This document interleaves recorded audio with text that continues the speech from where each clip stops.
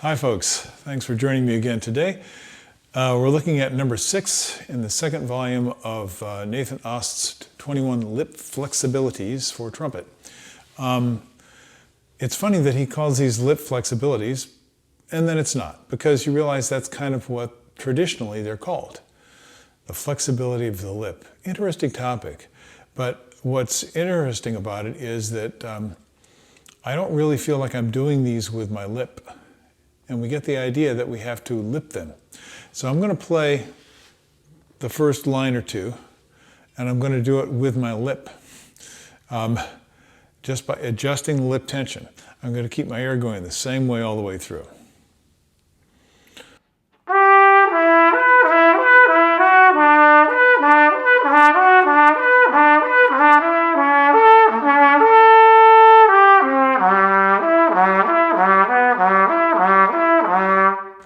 So you can see I'm moving around a lot. I have a lot of jaw motion.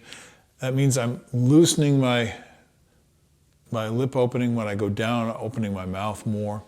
When I go up, I'm kind of closing my teeth together and I'm squeezing that opening a little bit more. And actually what I'm working on with these flexibility exercises is adjusting as little as possible and allowing the air to make the adjustment. Now I know that some of you won't understand that, and some of you will because you're doing it and you have tasted what it feels like. But it's something that's actually quite challenging for most people to cultivate. However, it's pretty easy because you have easy to hear whether you're doing it or not, because you have a feedback mechanism, and that is the quality of the sound. We talked about this before. So I'm going to try and simplify this and take a couple of different approaches, and maybe some of these ideas will help.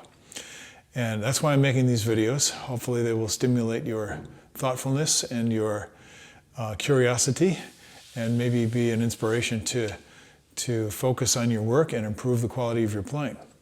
For me, it's all about quality. The quality of the sound, the quality of the movement between the notes, the quality of the pitches, the interval relationships. And that's something that can always be improved upon, and it can always be made more consistent. And that's how you become if you're interested in being a professional player, that's how you get work. Do consistent quality at a very high level, and people will hire you. Okay, so just to start out, I often look at these, and what most people do when they look at them is they're seeing the changes in the notes. That's perfectly obvious. Dee-da, dee-da, dee-da, dee-da, dee-da, dee. We're seeing these dots. They go up and down. There's a big space between these dots. And so we get this idea in our mind and in our body that we have to reach farther. And some of you may have heard people say, other players say, or possibly your teachers say, try and make the notes closer together. That has to do with the way they feel when you're playing more correctly. It feels like the notes are right here instead of having to reach. So if you find yourself reaching, you know you got a little bit of work to do, and the work is actually to make it easier to reach, bring the notes closer together. Now, I'm not going to explain physically how to do that right now. That takes a lot more work, and I don't know if it's even possible, but I'll try it at some point. What I'm going to do is tell you what I do mentally in order to make that work. So I look at it, and instead of all these notes bouncing up and down,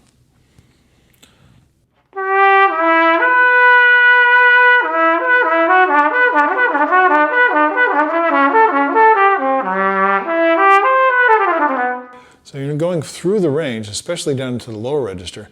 When I see that, I start reaching and pushing and pulling, as I just said. So instead, I concentrate on what's the pitch center, what's the tonic, if you will, or what note do I want to focus on. There are a lot of different ways to do this, but listen, if I play this line,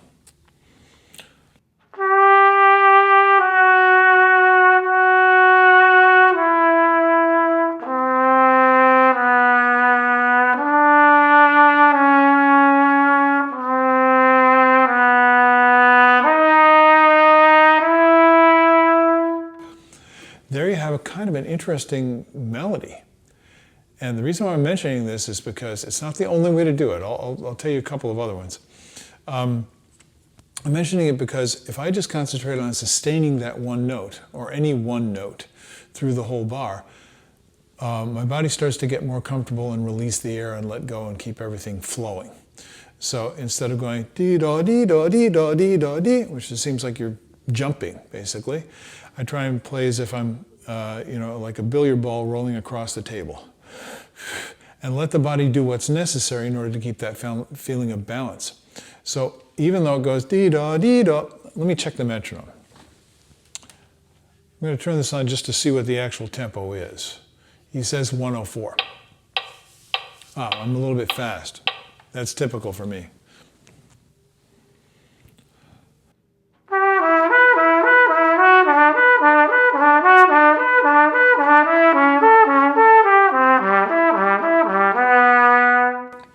And so on. So what I'm thinking is da-dum, da-dum.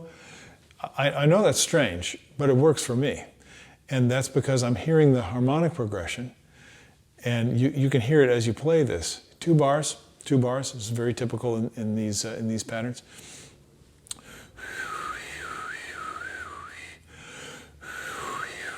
So you're thinking longer.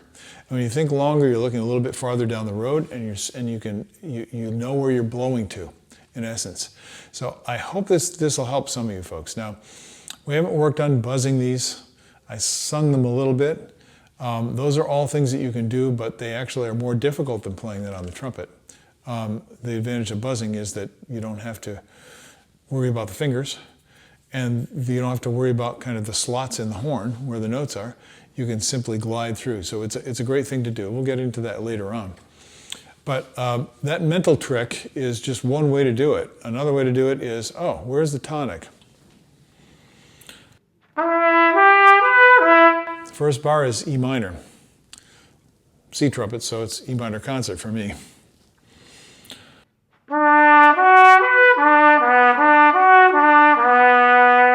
So it's a B minor second inversion. Now you don't have to know the theory, you do want to hear it. So play with the notes and try and hear them as a chord. Play the chord on the piano. This gives you a frame of reference, a structure within which you're playing, so you're not playing individual notes anymore. That will help your body to relax. It also gives you a kind of a sense of where's home base, and that's helpful too. So I mentioned concentrating on the first note of each bar and just sustaining through. The first note is not the tonic. So I'm going to do something a little strange. I do this quite often, but that's because I'm a little strange. I'm going to, instead of playing it 3/4, I'm going to play the first note as a pickup. And to be honest, I haven't done this before on this one. But instead of going da-da-dee-da-dee-da-dee-da, which is a perfectly natural way to do it, and that's what it looks like, that's what's written. I'm going to go da-ya-dee-da-dee-da-dee-da-dee-da-dee-da-dee-da. I'm going to put the emphasis on a different note as if that note were the downbeat. And I find this to be very, very helpful in terms of producing that sense of flow. Like it's okay to point the skis down the hill. It's okay to let them go. That's what you want, because when you do that, it may feel a little bit out of control. You might not get the perfect results at first, but you're playing way more naturally when you do that. So let me try it, see if this works.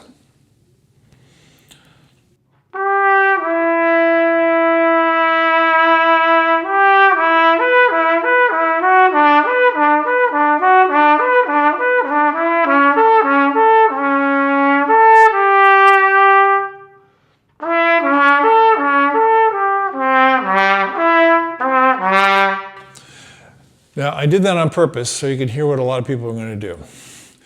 Listen very carefully to what's coming out your horn, and you can learn a whole lot. You see, I kind of plowed into that low G, and that happens to a lot of people because we're trying to flow a lot of air, and the lips relax, and all of a sudden, wow, that air flows through with less resistance, and you get a big fat G. Nothing wrong with that, but you're trying to keep a certain degree of control. And not just kind of fall down the hill, so to speak. So, and you're also trying to keep the quality of the sound. This may sound strange, and I've used the illustration fairly often, but you're not pressing on the notes that are louder. So it's not da-da-dee-da-dee-da-dee-da. That's the way most trumpet players play. I tend to play that way too, and I have to kind of remind myself that that's not the best way every day. So what am I doing? Instead of going and blowing harder on the note that's emphasized. What I'm doing is, I'm showing it with my posture because it's like releasing. I'm going to do that without changing my posture. Yeah, I am releasing. I'm just letting the air go more easily. And when that happens, now I have that continuous flow. It's mainly something you want to feel. You want to feel it, feel for it, see if you can experience it for yourself, and listen for the quality of the sound. If you're pushing,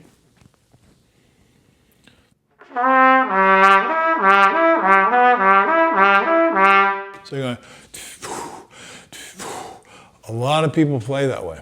But you'll notice if you watch some of the great players, Mr. Hardenberger, Mr. Karyakov, Ms. Balsam, Ms. Halseth, you see these great soloists, Clement Saulnier. There's so many great players out there, and I could name many more. They have characteristics. Listen to them, and you hear that they're not bumping the notes, unless that's what the music intends. So instead of going and letting everything fall, this stays pretty stable all the way through.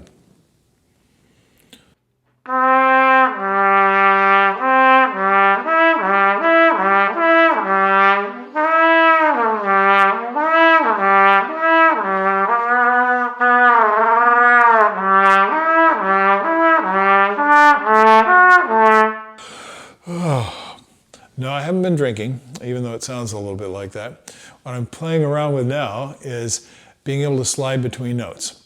Now, this will be easier in most ranges. It'll be easier on a cornet or on a flugelhorn. It'll probably be easier on a rotary trumpet.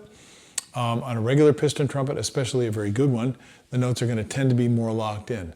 So you have to be pretty loose, almost sloppy, in order to get the sound in between the notes. Another great way to practice.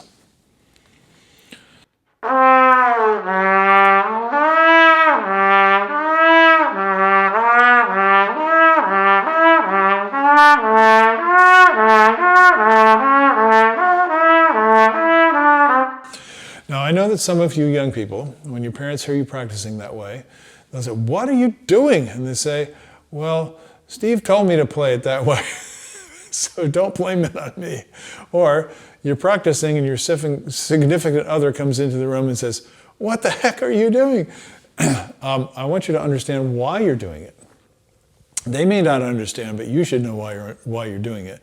And why you're doing it is to promote continuous free vibration, even between the notes. Now, we've talked about this before, and we get into it with the lead pipe drills and certainly in buzzing on the mouthpiece. But I just think it's fun, but it's also productive. It's not just fun because it sounds funny. It's fun because you're kind of waking up the ability to play between the notes. That's what makes these exercises work. And again, I think of them as music. So I'm going to play another one. This is variation 2 on number 6. He gives you 2 or 3 variations on each pattern. And that's great. And usually what Mr. Ost has done is he makes 1 middle register, 1 lower register, and 1 higher register. That works really well for me. I think it's a great way to practice pretty much everything. So you're learning how to stay comfortable no matter what range it is that you're playing in. Okay, so let me try another one with the tempo.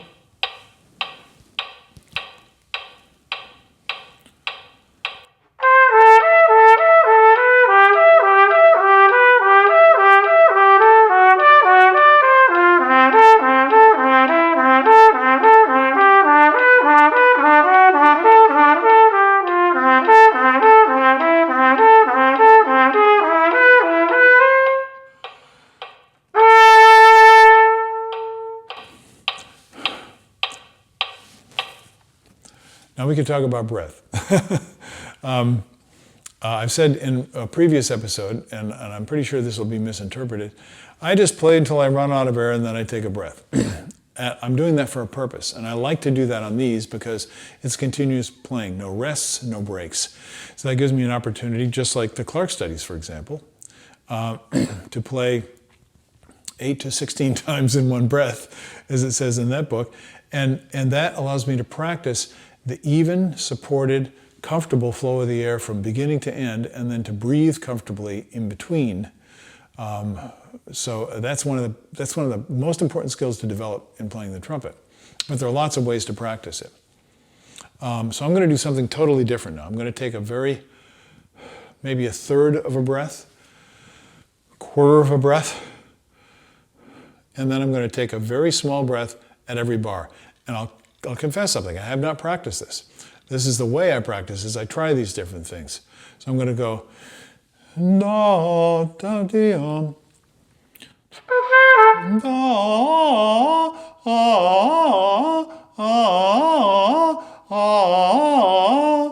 I'm leaving out the last note of every bar. And this is just kind of a random choice. But why am I doing it? I'm going to do it without taking a breath.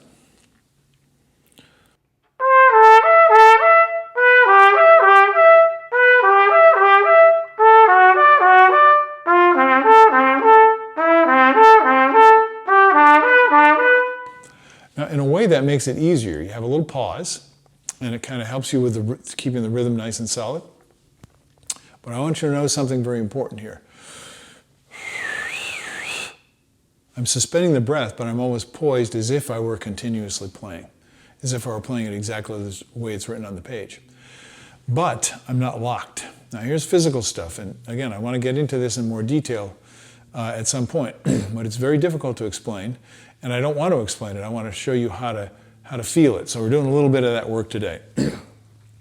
As I play to the end, if I go, play to that last eighth note of the bar and don't breathe.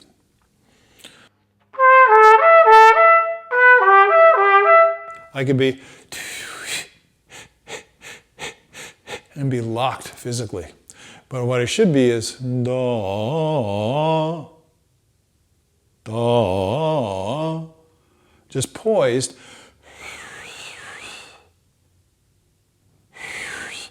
As if I were still going, and then as soon as I choose, I continue on. Isn't that great? It gives you a lot of freedom, and it presents a challenge. You're not used to doing this kind of stuff, but you're exploring the fundamental skills of trumpet playing. That's another reason why I like this kind of material. It's simple enough that you can learn it by ear pretty quickly, and you can put it in so many different forms that you challenge every way that you can possibly play the trumpet. On one of the previous episodes, the last one I think, I played orchestral double forte. I don't know whether it came across in the recording. I hope it did. But that's the dynamics is one way that I've talked about over and over again. Here you're working on one of the most important and one of the most difficult things to perfect in wind instrument playing. And that is a perfectly smooth, graceful transition between the air that's flowing out and the air that's flowing back in. So that you can do that instantaneously.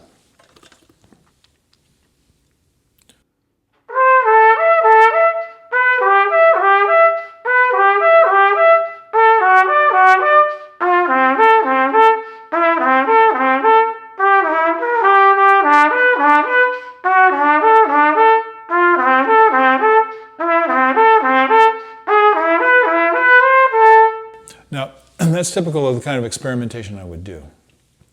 In other words, sometimes I took a breath. I started out taking a breath on every eighth note. Then I did a pause some of the time. And then I was trying to decide, I wonder what I want to do next. So there's an ongoing thought process involved. What I recommend for you is pick one way and stick to it until your body starts to feel comfortable. For me, I'm just experimenting all the time. And I already have the fundamental skills, so I'm trying to put them under duress by trying to do a lot of different things, even much more complicated things. Let's try one more, and then I'll let you go practice some of these things. Okay, the next one is, now it's in the upper register. So let's see if I can play it the way it's written first, and I'm going to play it with a metronome.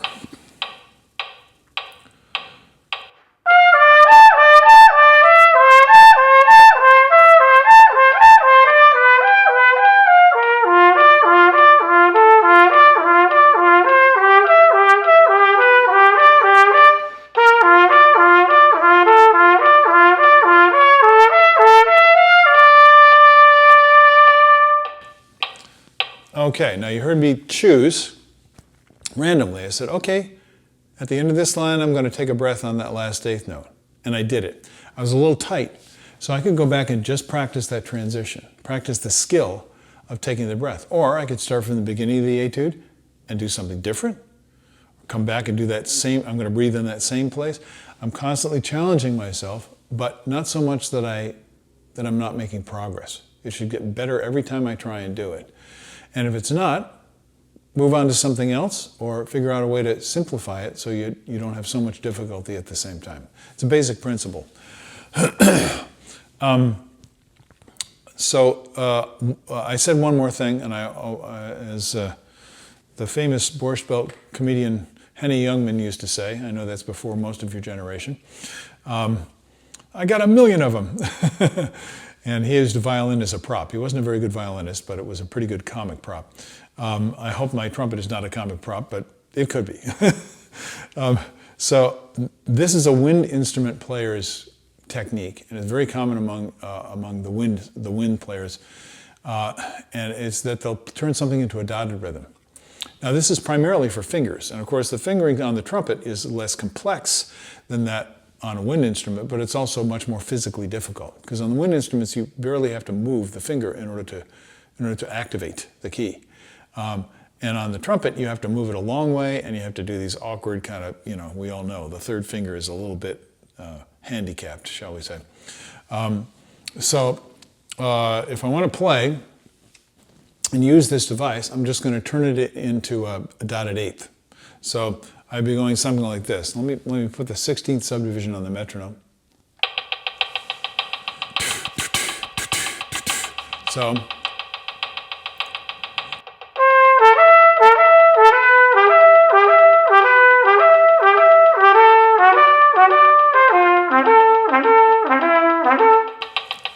you get the idea. Now you might find that challenging to do, and if you do, slow it down. What you're trying to do is get control so you can play with the same quality of sound, the same feeling of control, even though now you're making a very fast movement. And I use this as a bridge to get from slower, very controlled, very comfortable level of playing to very, very fast playing. So anytime I have to play something that's really, really fast, I'm going to start it obviously very slowly, but I can use going into double time, or for example, I'll show you that, or doing this dotted rhythm.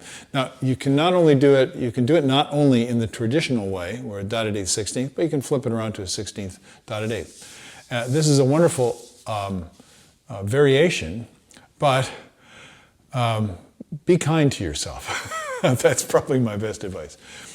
Don't only push when you've got something beautiful established, and then don't give up the beauty. Don't give up the grace, the physical beauty and the musical beauty of what you're doing. That's really the goal. I do have 1,000,000 of them, but I'm going to show you. I'm going to give you one more. I know I told you I'd only give you one, but here's another one. And I've told you this before in other episodes. I sustain a lot, so I'll be going along.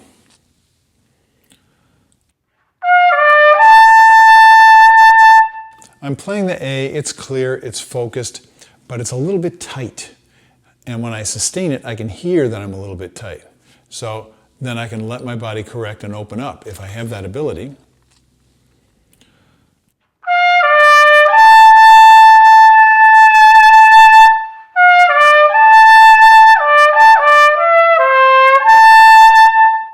So I'm actually trying to relax and let the lip vibrate more freely while still maintaining that nice core and focus to the sound. So that's a way of it's kind of the reverse of what I did with the dotted eighth and 16th. Now you're doing slow practice, but it's not slow all the time. It's sustaining so you can hear what you're doing. Fundamental practice technique for me. You can do this even when you're playing something in straight eighth notes like this exercise is written. You can do that and listen fast. So as I went through the first one, you may have heard, I certainly heard, as I went down to the lower notes, I'm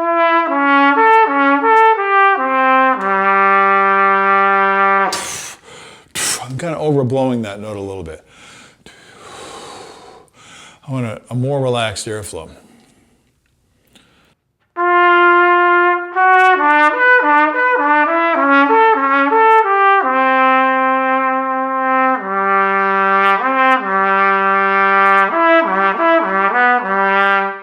so my aperture can come into focus and get a beautiful ringing quality of sound. Most people don't work this way, but most trained orchestral trumpet players do work this way, because we need to match the qualities of the sounds that all the other instruments can produce. It's very difficult to do that on trumpet. So I realize I've taken a lot of your practice time away today. Nevertheless, I hope some of it's been inspirational and informative, and I hope that you put it to use right now if you have the time to do so. Thanks for joining me again, and I'll see you the next time you're able to join me. Bye-bye.